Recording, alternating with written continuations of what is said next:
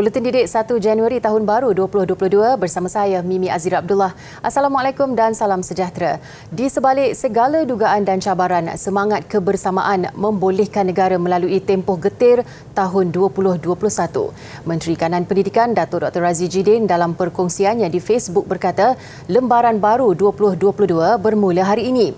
Beliau yakin seluruh keluarga besar KPM akan terus berusaha merangka pendekatan yang lebih komprehensif bagi memacu sektor pendidikan negara lebih gemilang pada tahun mendatang.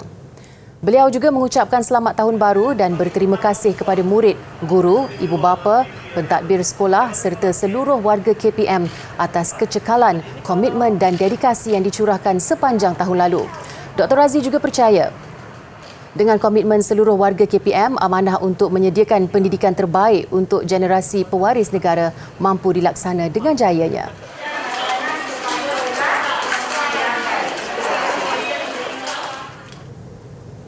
Seterusnya, ketetapan pengoperasian sesi persekolahan Penggal 3 2021-2022 di negeri Kelantan dan Sarawak akan bermula pada 9 dan 10 Januari. Ini susulan kedua-dua negeri berkenaan yang beralih ke fasa 4 Pelan Pemulihan Negara PPN berkuat kuasa 3 Januari.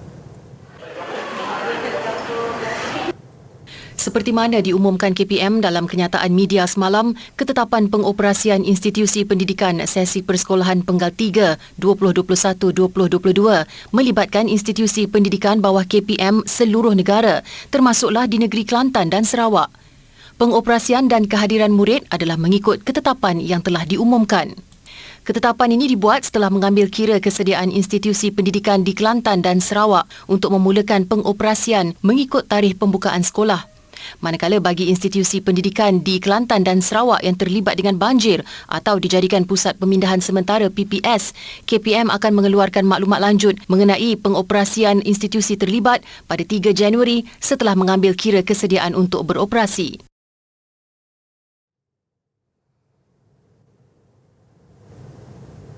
Dalam pada itu, kerajaan akan mencari penyelesaian jangka panjang mengatasi masalah banjir dan melaksanakannya secara menyeluruh.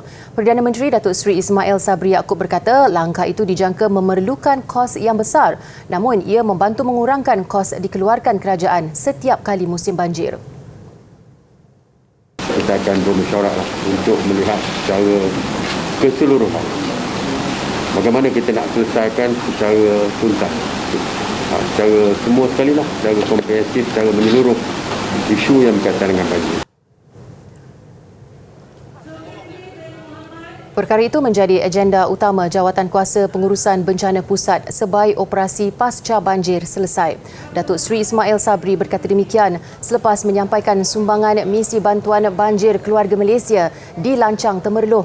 Jelas beliau, sejumlah 1.4 bilion ringgit sudah dibelanjakan sebagai bantuan banjir setakat ini dan jumlahnya dijangka meningkat sebaik kerajaan menerima laporan terperinci berhubung perkembangan semasa.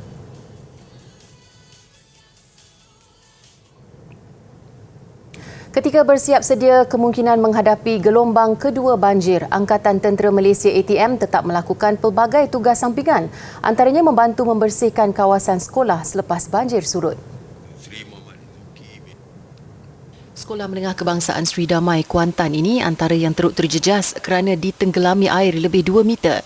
Akibatnya, pelbagai alatan kegunaan 67 guru serta 824 pelajar termasuk barangan elektrik, perabot, buku dan alat bantuan mengajar rosak. Seluruh kawasan sekolah pula dipenuhi lumpur.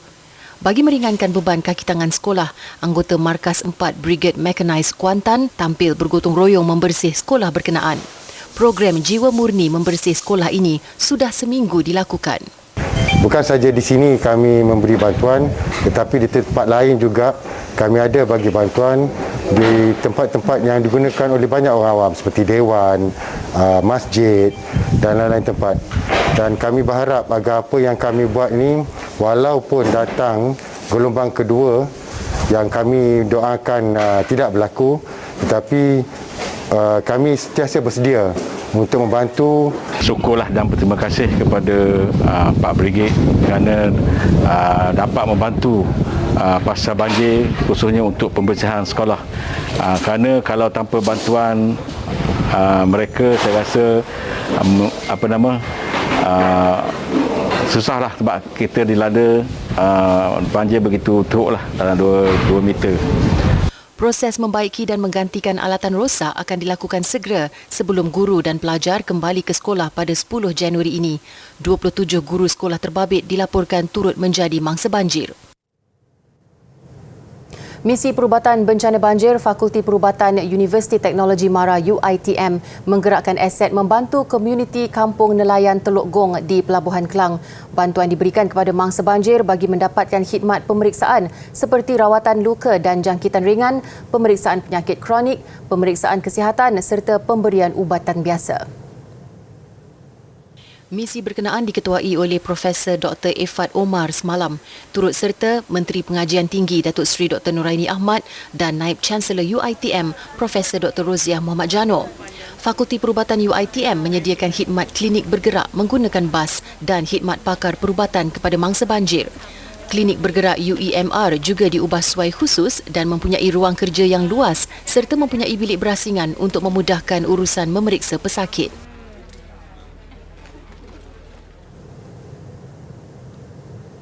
Seterusnya, misi menyelamatkan haiwan di kawasan terkesan banjir.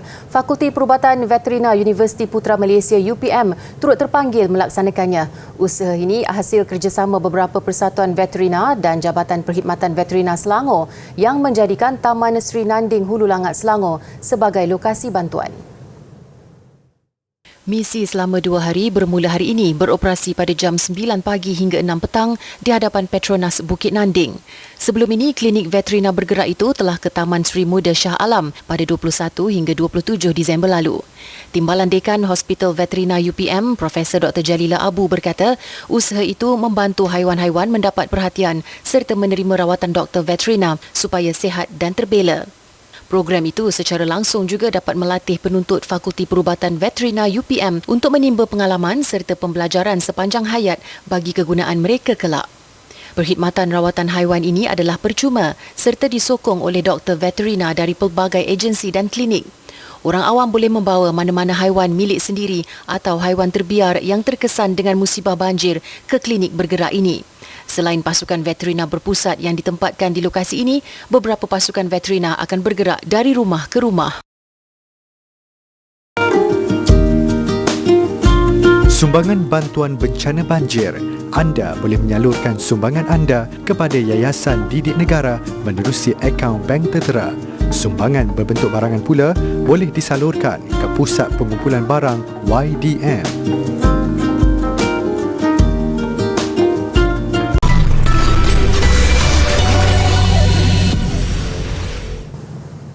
Bertemu kembali. 2 lagi kes COVID-19 disahkan Omicron menjadikan jumlah keseluruhan varian itu di Malaysia sebanyak 64 kes setakat semalam. Menteri Kesihatan Khairi Jamaluddin berkata 63 daripadanya melibatkan pengembara dan 1 kes disyaki jangkitan tempatan.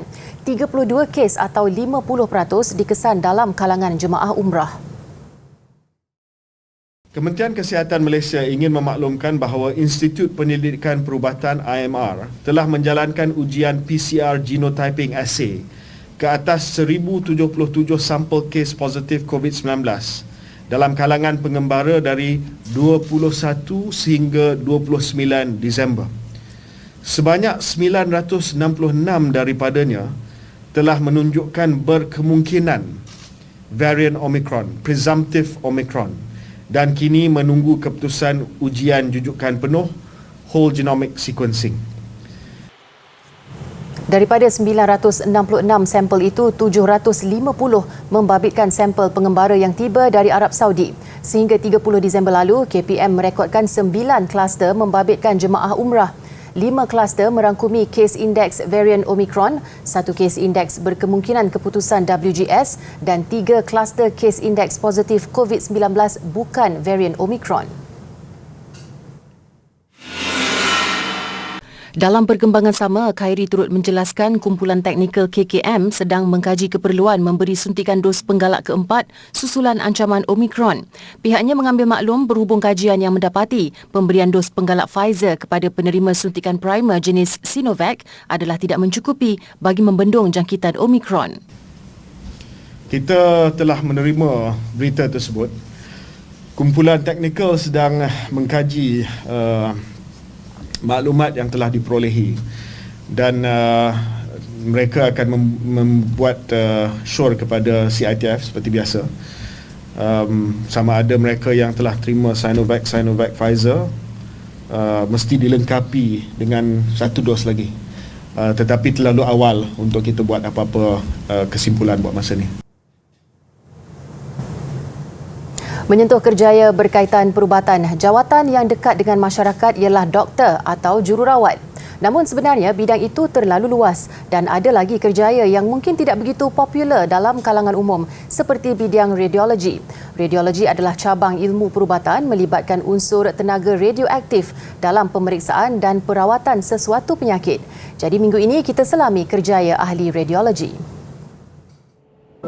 Muhammad Kuzaimi Ishak, 30 tahun, memilih kerjaya sebagai ahli radiologi di Hospital Tunku Azizah Kuala Lumpur atau dahulunya dikenali sebagai Hospital Wanita dan Kanak-Kanak Kuala Lumpur. Berlatar belakangkan keluarga yang menceburi bidang perubatan menjadikan Kuzaimi nekat mengikut jejak langkah ibu bapanya. Menurut Kuzaimi, ibunya bekas jururawat sementara bapanya bekas pegawai teknologi makmal perubatan. Kakaknya pula pegawai sains di Hospital Teluk Intan, Perak. Mempunyai pengalaman selama 10 tahun, anak bongsu 5 beradik ini mengakui bidang ini sesuatu yang mencabar. Ketika itu saya tengok dia punya kulit dekat belakang memang dah tercarik lah. So that time kami diarahkan untuk buat X-ray pesakit bahagian dada, tapi kami harus meletakkan kaset itu di belakang pesakit di mana kulitnya memang tiada dah. Kulit ni memang sudah nipis hanya disebabkan kena tetak tu lah. So waktu tu apabila kami sudah meletakkan kaset X-ray di belakangnya dan selepas X-ray tu kami ingin menarik balik kaset itu dan tanpa disedari semua darah tu terpecik kepada kami. Memang satu habislah. Ketika itu adalah pukul 3 pagi. Kuzaimi turut berdepan cabaran apabila menyambung pengajiannya ke peringkat ijazah dan pada masa sama berkhidmat ketika penularan COVID-19. Pemuda ini juga tidak menolak ada segelintir masyarakat yang masih mempunyai stigma negatif terhadap kerjayanya itu. Memang tanggapan orang luar bahawa radiasi ini sangat bahaya. Bila diorang macam ibu bapa membawa anak-anak mereka macam untuk follow up untuk X-ray, diorang sangat takut sebab dia kata radiasi sangat tinggi.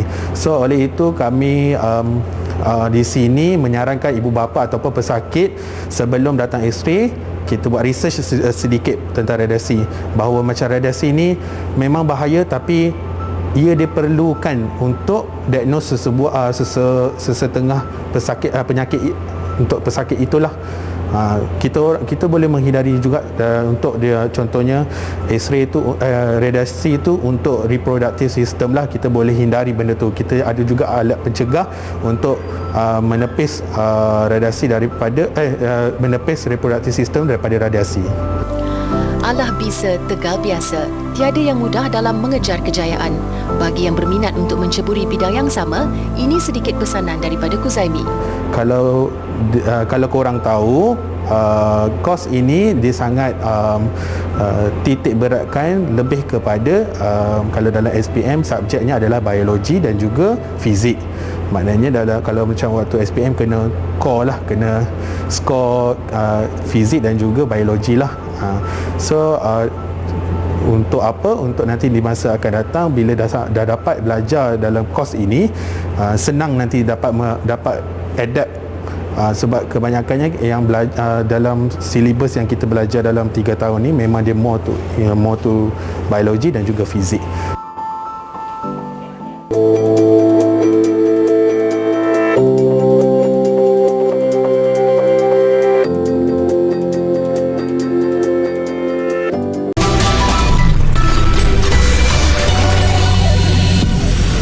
Masih bersama Buletin Didik. Sambutan kedatangan Tahun Baru di luar negara tetap meriah meskipun sudah lebih 2 tahun berdepan COVID-19. Australia antara negara terawal menyambut Tahun Baru dengan pelaksanaan langkah pencegahan pandemik itu. Kawasan sekitar Sydney Harbour Bridge antara tumpuan utama penduduk dan pelancong setiap tahun bagi sambutan Tahun Baru. Sambutan tetap meriah tahun ini tak kala Australia pada hari yang sama mencatat 32,000 kes baru COVID-19. Ia menyaksikan percikan bunga api dilakukan awal 3 jam sebelum detik tengah malam, khusus bagi tatapan kanak-kanak supaya mereka tidak tidur lewat. Di Rusia, percikan bunga api menerangi ibu negara Moskow. Sorakan orang ramai menandakan bermulanya detik Tahun Baru berhampiran Istana Grand Kremlin. Acara berbentuk komuniti serta persembahan jalanan turut menghiburkan mereka. Bagi rakyat Pakistan, kedatangan Tahun Baru diharap membawa sinar harapan pandemik COVID-19 akan berakhir. Sambutan Tahun Baru diadakan di Karachi selain dimeriahkan dengan persembahan muzik. Seperti kelaziman di Taipei, Taiwan, sambutan Tahun Baru, lancaran bunga api dari bangunan tertinggi negara itu. Taipei 101 bermandikan cahaya tepat jam 12 tengah malam dengan sorakan orang ramai. Sambutan turut diserikan dengan pertunjukan muzik.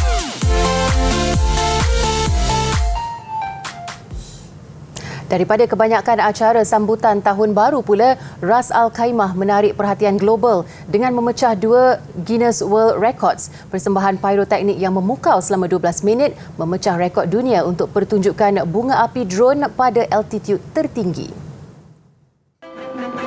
Keseluruhan acara diatur melibatkan 6 bahagian bermula dengan countdown sebelum detik Tahun Baru.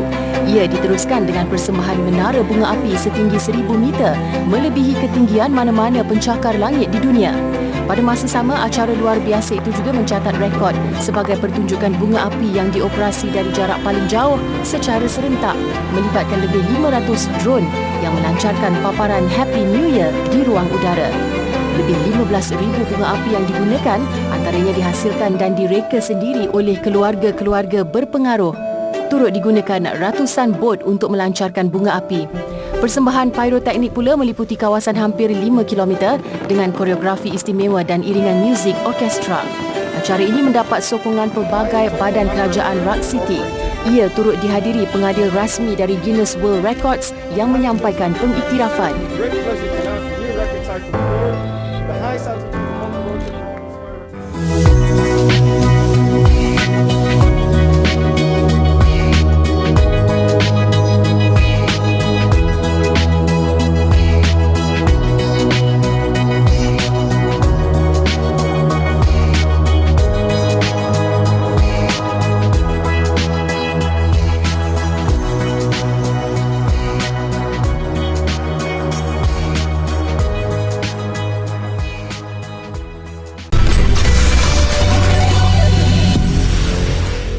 Sukan, penjaga gol kebangsaan Khairul Fahmi Cik Mat sah menyertai pasukan Sabah FC bagi menghadapi saingan Liga Malaysia musim 2022. Sabah FC mengesahkan perkara tersebut melalui perkongsian di laman rasmi Facebooknya hari ini. Ini bermakna Khairul Fahmi tidak melanjutkan kontrak bersama Melaka United, pasukan yang disertainya sejak 2018 dan beraksi selama 4 musim. Kehadiran Khairul Fahmi atau APEC dijangka menambah sengat skuad kendalian Datuk Ong Kim Swee yang membuat persiapan rapi menjadikan skuad itu antara pencabar utama kejuaraan. Sebelum ini, Sabah FC telah mengikat beberapa pemain berpengalaman seperti pemain tengah Badrul Bakhtiar, Irfan Fazail, Dominic Tan dan Rizal Ghazali Yahya.